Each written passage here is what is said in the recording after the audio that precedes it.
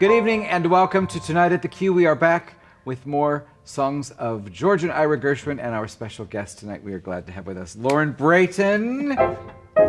Lauren has been with us many times, and we're glad to have her with us tonight. And we thought we'd start off with, well, it seems appropriate because it is wonderful to have you with us. I know that's a bad pun, but in any case, we are glad that you are here, darling.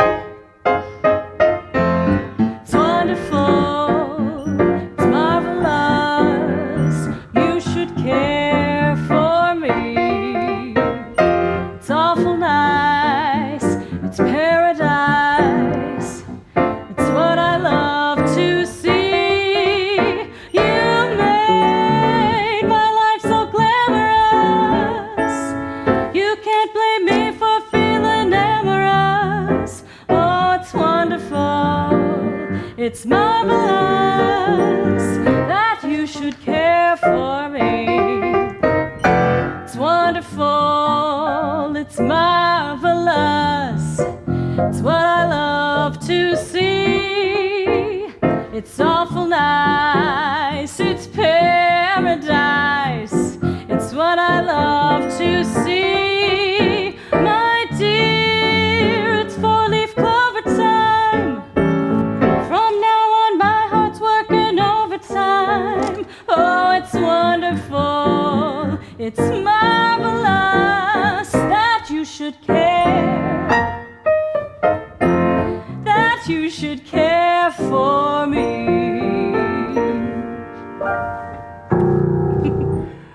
Glad to have you with us.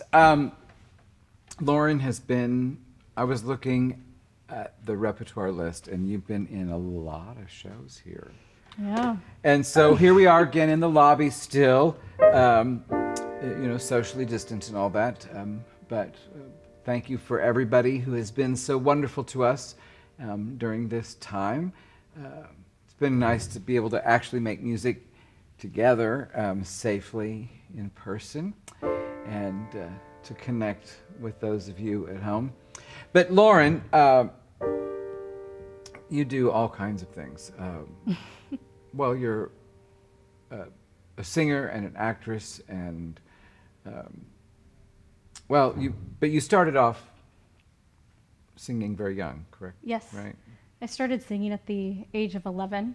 That's when I started taking voice lessons, and I was doing a Christmas pageant program at the church, and I was singing "Hark the Herald Angels Sing," and the organist was practicing with the whole group of children, and I guess I was just screaming at the top of my lungs, and she "Hark the herald." Well, and look at me, I'm the star.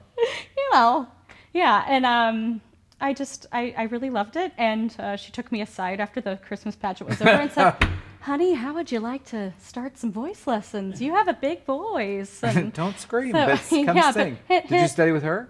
Yeah, it was Mary Welsh, and I still am friends with her to this day. Oh, Yeah, she comes sees all the shows here. that's wonderful. But you did say that you also listen to music at home and learned a lot about phrasing and interpretation from Barbra Streisand, listening Yes. to Streisand. So. When I was in junior high school, Barbra Streisand was constantly playing on a cassette tape in my room, and specifically the Back to Broadway album that she did. Oh, And I remember that's- when that came out. Yeah, and I would just sit and listen to it for hours, and I would try to master her phrasing, and even down to her little diphthongs that she does, the release of her breath. Like I worshipped her. And when I was a senior in high school, I got to play Fanny Bryce in Funny Girl. So I was forgot about just that. I was just in heaven. It was a fun time, but yeah, love. Well, this love is her. this is an arrangement from one of her albums of a Gershwin standard. So here we go.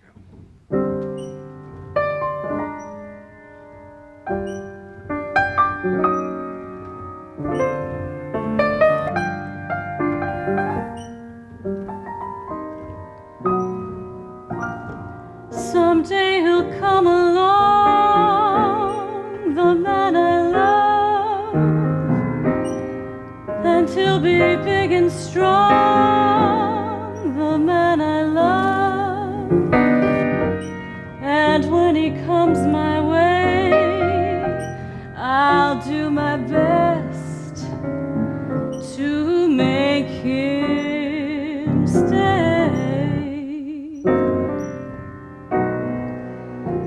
He'll look at me and smile,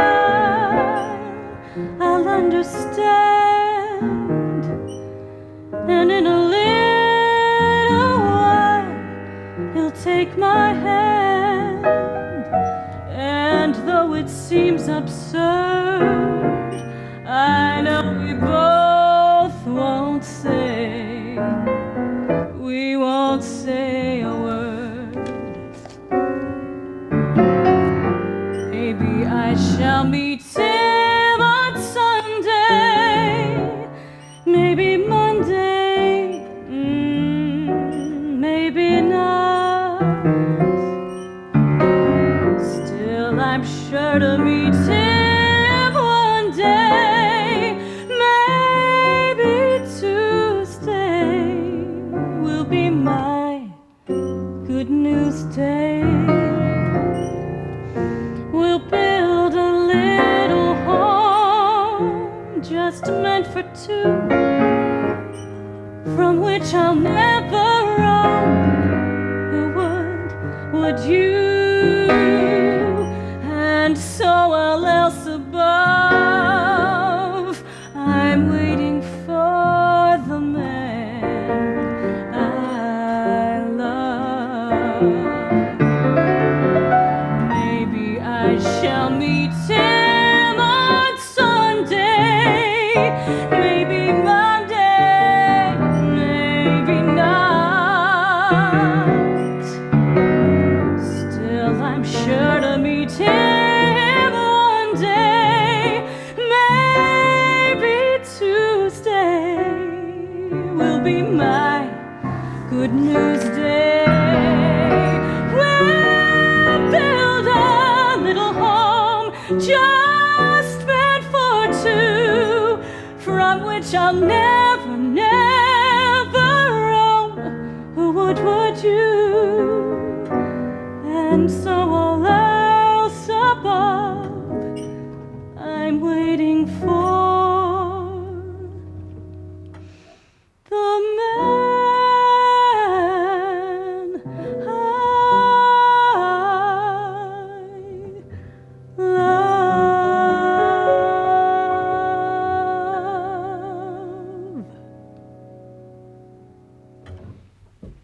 That's great. No, the thing about Barbra Streisand is, I mean, you learned so much about singing and interpretation from her, but I remember just I learned so many about so many standards from her because she, you know, I mean, in the '60s, here she was recording "He Touched Me" from Drat the Cat, you know, and I'm like, well, what's that about, you know?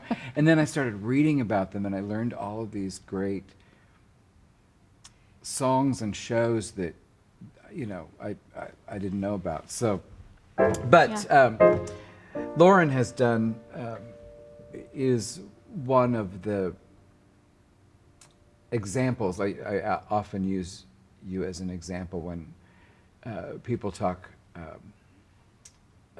about, you know, what's your real job, or you know, how do you make a living, and or why are you still in Kansas City and things.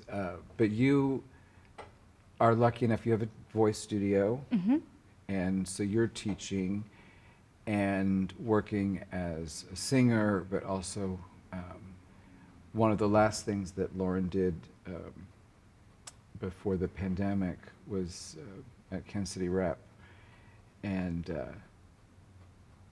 not what people normally think of. What was it like to do? Well, tell us. She did a show called Fun Home. Yeah, it was liberating, completely liberating. Because I was playing a totally different character than I've ever played. I usually play the ingenue and have the, you know, makeup and the hair, and Alison Bechtel, you know, has a very masculine presentation and a shorter haircut, and you know, I think in all of us we have a little bit of masculine and feminine traits, and so it was very interesting how I felt in that costume, and I really enjoyed it. It felt very powerful. Well, but it's interesting how clothes can transform you. I mean, coming here, it's been a long day and you're sweaty and you don't feel great, and then you put on Georgiana's wonderful clothes and you feel like, okay, I can do this. Yeah, exactly. Or doing Allison, you don't necessarily feel that way, but you actually costumed yourself for your audition. Yes. Yes. Which is great. I mean, here's the deal. If you're auditioning, know what to wear. Know what you're auditioning for. Yeah. No, my hair all went back. I wore no makeup. I wore sneakers and slacks, and I really connected with the role. And I think she's a brilliant person, a brilliant writer, and a lot of the things that she talked about in her books hit me and touched on some things that happened to me when I was growing up, and so it was a it's great fascinating experience. too, because, and when people say, "Oh, I can't believe you did that," well, you're an actor. That's what you do. That's what one does, and whether it's through a play or through a musical, and I consider that more of a play that's sung than a musical. But lots of stories that you've told on stage here all the time. Although it was fascinating to me when I asked you to do this, I realized, we of all the shows you've done here, a couple of dozen, I think, you actually haven't really done that much Gershwin with us, which is, I don't know, just the way it happens, I love Gershwin, though. But so it's wonderful to have you do this. This next one, most of these are from the 20s and 30s, of course, because that's when George was alive and working and things. But got a crush on you.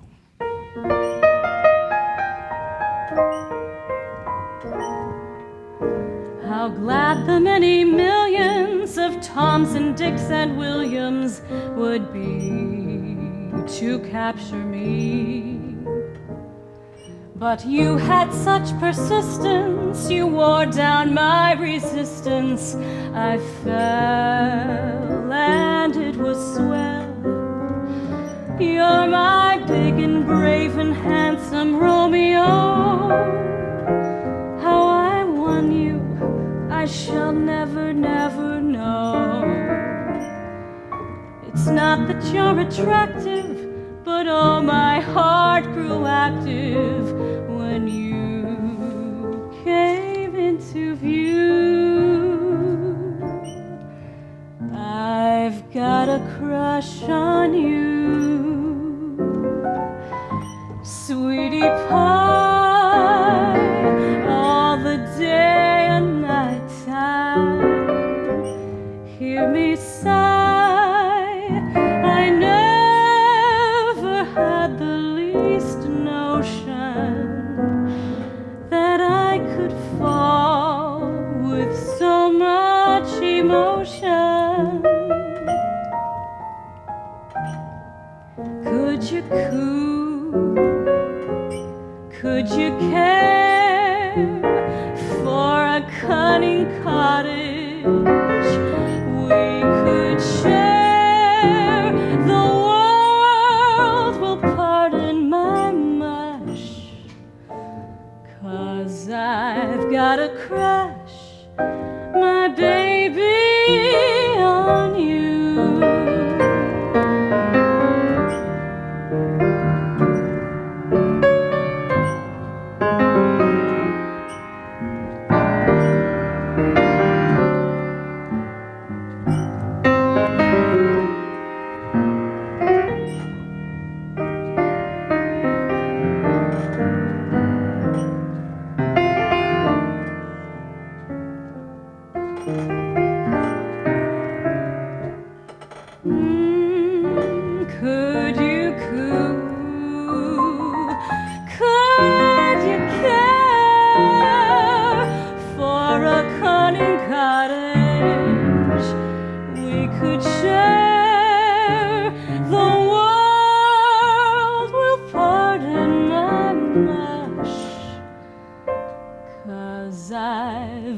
a crush, my baby, on you.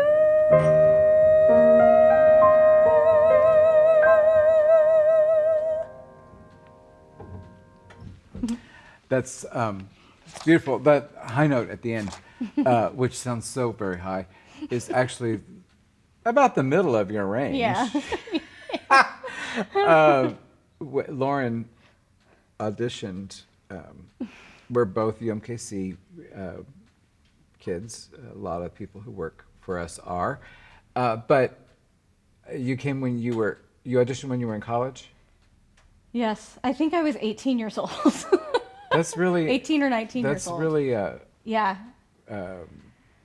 Courageous. I Yeah. mean, auditioning is hard. I mean, it's It was horrible. I was scared, but you were so lovely, and I had been to see your one-man show, and I had been to see other shows too, and I was just in love with this theater and you, and I told my mom, I said, I have to audition for him. I have to. And so she drove me down because I was too nervous to come downtown by myself. Of course. Well, scary. Those were in the day. I was still getting lost downtown and in the plaza, you know. Sure.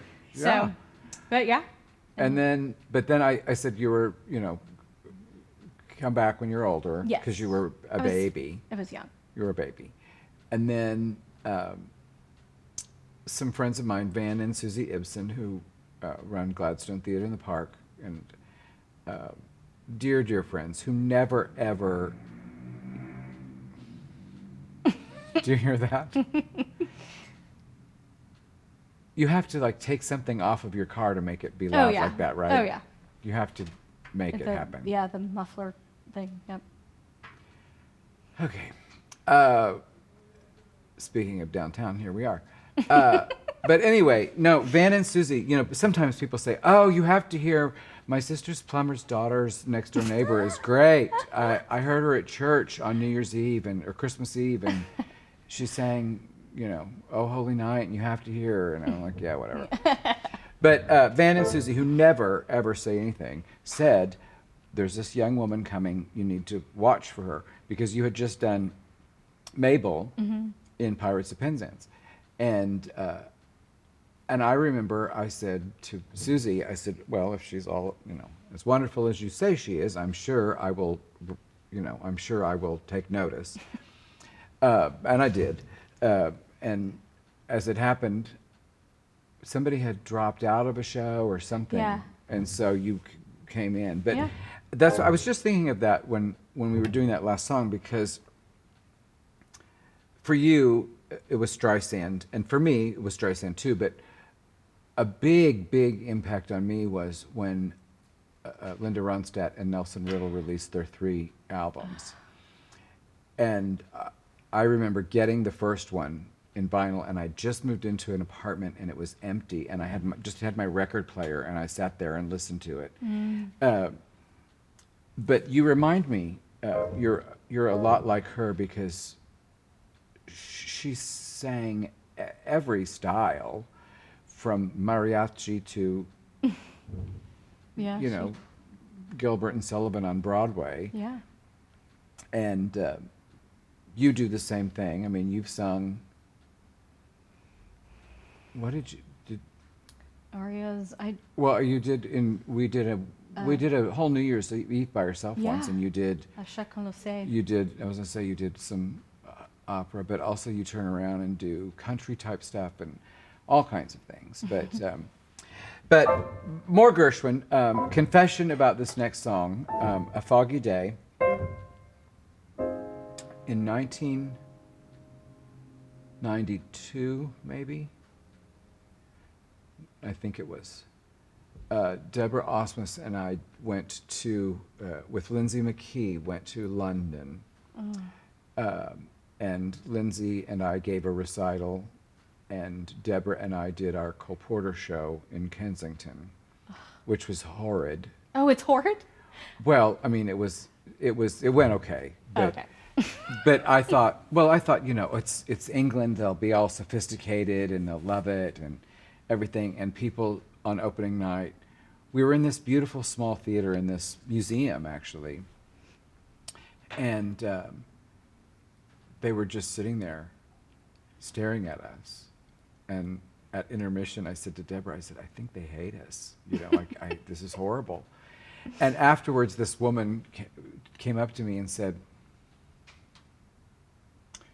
I enjoy this very much. Usually I leave at the interval. And I was like, oh, she stayed through intermission. Wow. That's really great. I always leave at the interval. But no, so Deborah and I, we were over there and we took a day off. And seriously, I walked down the streets going to, actually it wasn't the British Museum, I was going to the Tate. But whatever. I started singing this and people thought I was crazy. Oh. But, you know. It's a dream. I've never been to England, and I actually chose this song because I've been dreaming of visiting England. I want to see Notting Hill. We want to go. Well, we'll go after all this craziness is over. I know. We were there. Deborah and I were there, and we were visiting a friend in Hampstead, and I didn't know any of the lingo, you know. And we were staying with Lindsay McKee's mother, actually, and she lived in Lewes, which was about an hour outside of London. And so every day we would take the train and we would get out, and there would be these signs that said, you know, uptown, downtown, or whatever, way out, and blah, blah, blah. And one day Deborah said, well, there's no sign. I guess we'll just have to follow people to the way out. And it was like this light bulb went off in my head that the way out was the exit and not the trains that went way out of London. Oh. I thought we were supposed to go to the trains that went way outside. Yeah, it was bad. But you and I'll go to London someday. I would love that. In the meantime,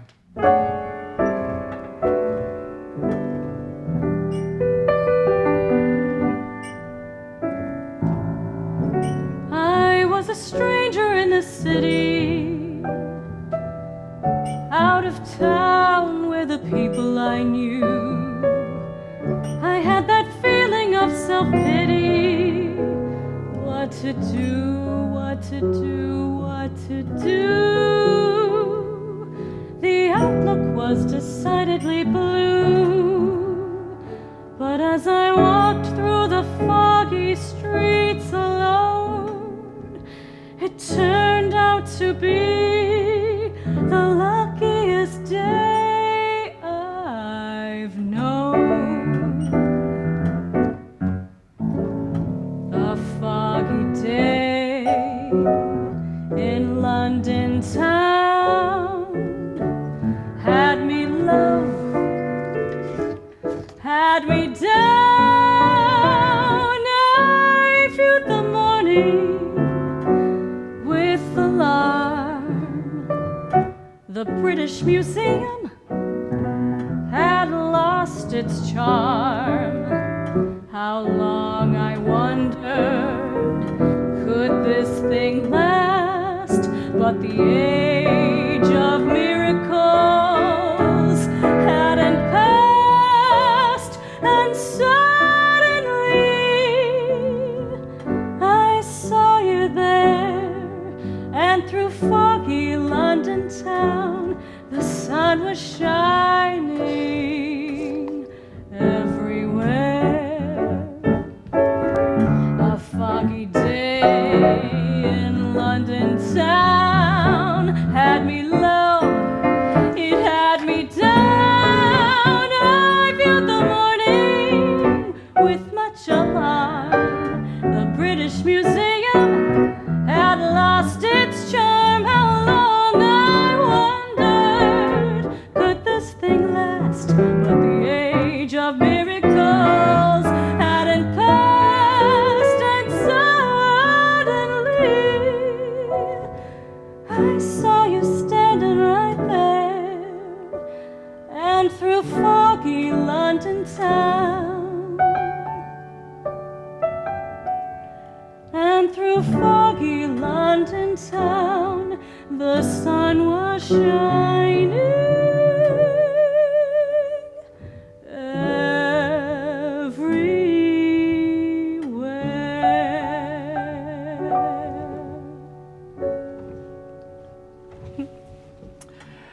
Oh gosh, we're gonna do one more song here in a little bit.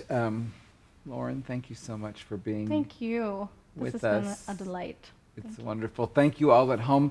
As always, it's better to give than to receive, unless you're a theater, and then it's better to receive. And so we would like to receive your gift now as we approach the holiday time. You'll feel so much better if you just press donate or go to the website or drop a check in the mail or all three for the holidays. Why not? Just go for it, right? Do it. I'm shameless. I'll beg, please. Please save the music. No, I mean, I can't watch any more of those commercials. The dogs and the whales and the oceans and the everything. They make me I feel so guilty. I know. I have to turn them off. I know, but don't turn this off. Donate, and then we'll still be here. We're crazy. It's late at night. We have to film these late at night when it's dark out and everything. I don't know why. I mean, why would we be punchy? We haven't had a schedule for 9 months. Oh, it's fun, though, to get together and make music and to have you all with us. Thanks for being here. We'll finish up with one more Gershwin tune and keep watching. We're going to keep doing things, so we'll keep you posted. Here we go.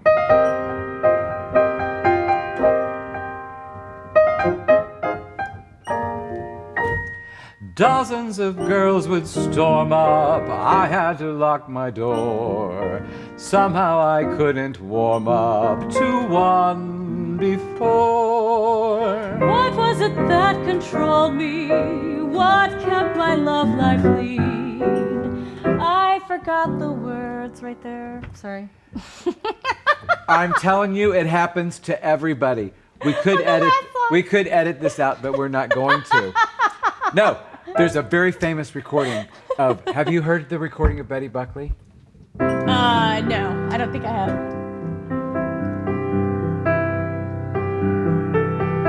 Memory. And she's standing at the edge of the stage as the orchestra plays Memory.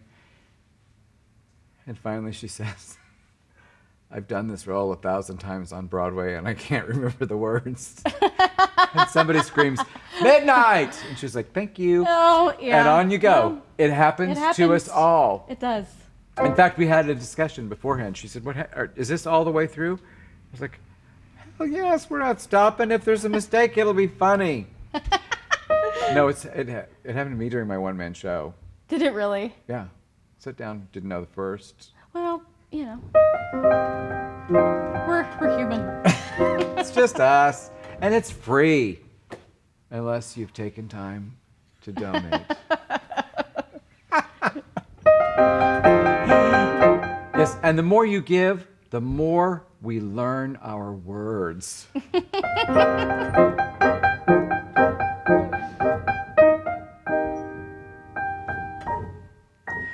Dozens of girls would storm up. I had to lock my door. Somehow I couldn't warm up to one before. What was it that controlled me? What made my love life lean?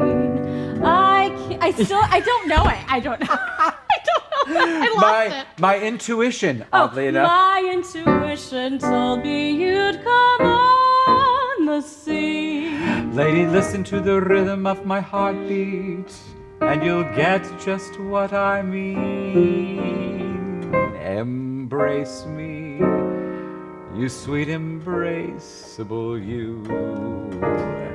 Embrace me, you irreplaceable you. Just one look at you, my heart grew tipsy in me. You and you alone bring out the gypsy in me. I love all the many charms about you. Above all, I want my arms about you. Don't be a naughty baby.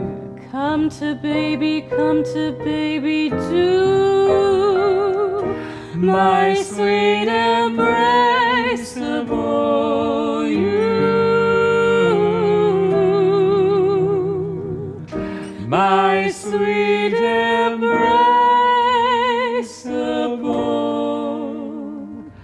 you. Good night.